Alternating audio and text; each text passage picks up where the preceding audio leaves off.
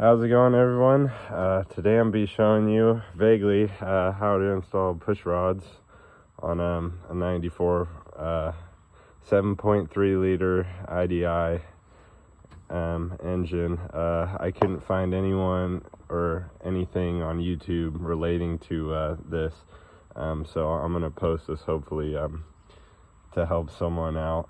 I'm gonna go over how I got to where I am. I got the valve covers off and kind of just explain everything. Okay, so for starters, took off that air intake off the top. I got the valve covers off already. The thing about the valve covers, the driver's side, sorry, is really easy to take off.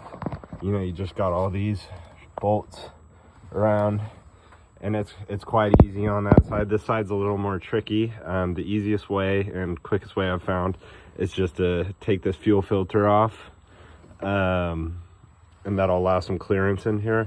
And then also it gets caught up on that back injector line. You see I've disconnected there. Sorry, this heat shield is falling down.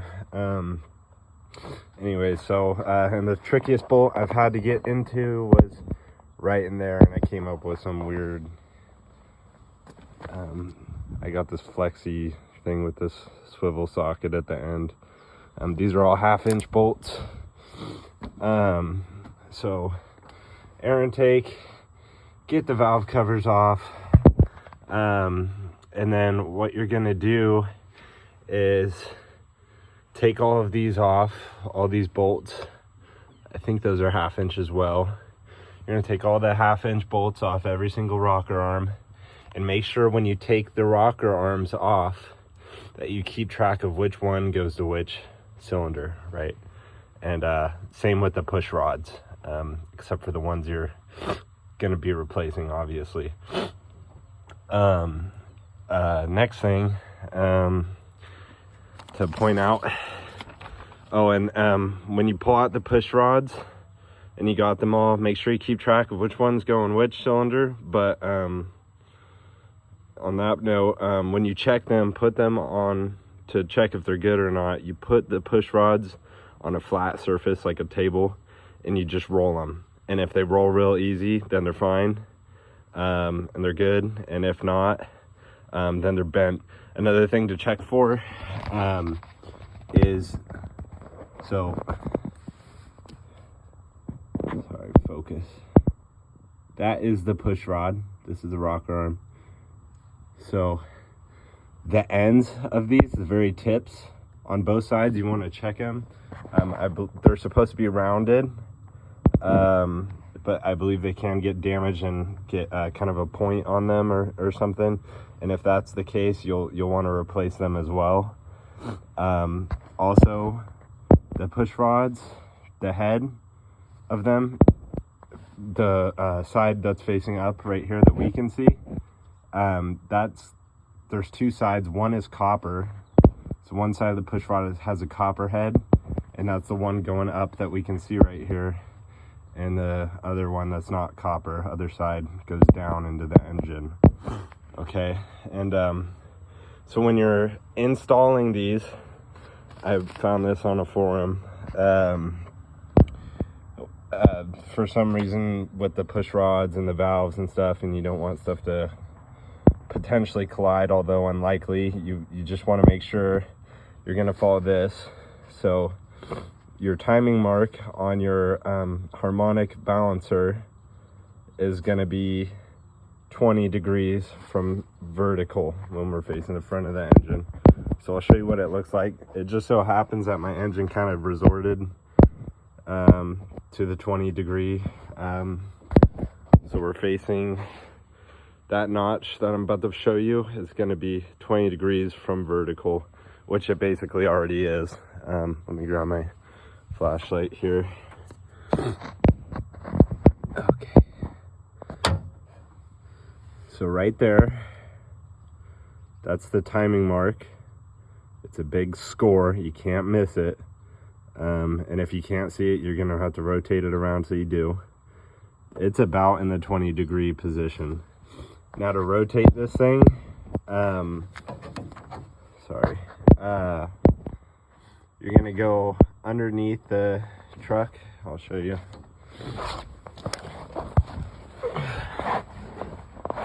So underneath and right above the steering dampener here, there it is, the harmonic balancer right here, this big circle. And to rotate it, see if I can put this flashlight up. Okay. To rotate it, you're gonna get yourself a ratchet and you're gonna put, I believe, don't quote me on this, just kind of experiment if it's not, but I believe it's a 5/16 socket that you're gonna insert into here where my fingers are going in, and you'll find the big old bolt in there. This engine cranks over clockwise. This will come out from underneath.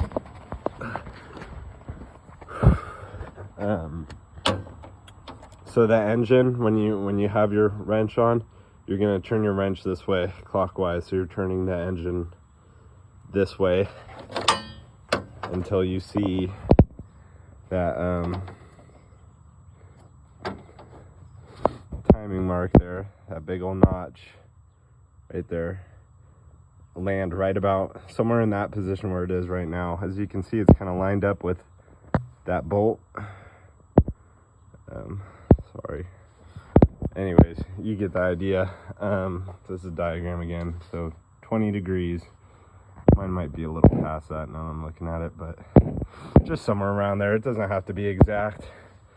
So yeah, that's all I got, other than when you put the push rods in and the rocker arms back in place, these bolts get torqued down to 24 foot-pounds each. There's no valve lash you have to set on these things. I guess the lifters are hydraulic on this, so you don't got to worry about none of that. Just make sure that dampener's in the 20-degree position, and then you can go ahead and insert all the push rods and torque them down 24 foot-pounds. Throw valve covers back on. If you have old gaskets, mine are new, go ahead and replace them so you don't have any oil leaking down the sides. I'm not sure what the torque spec is, but you know, just torque the valve covers down just till you see that gasket kind of pushing out, given you're using a rubber gasket. If you're using a cork gasket, be more careful with torquing it, as you can split the gasket.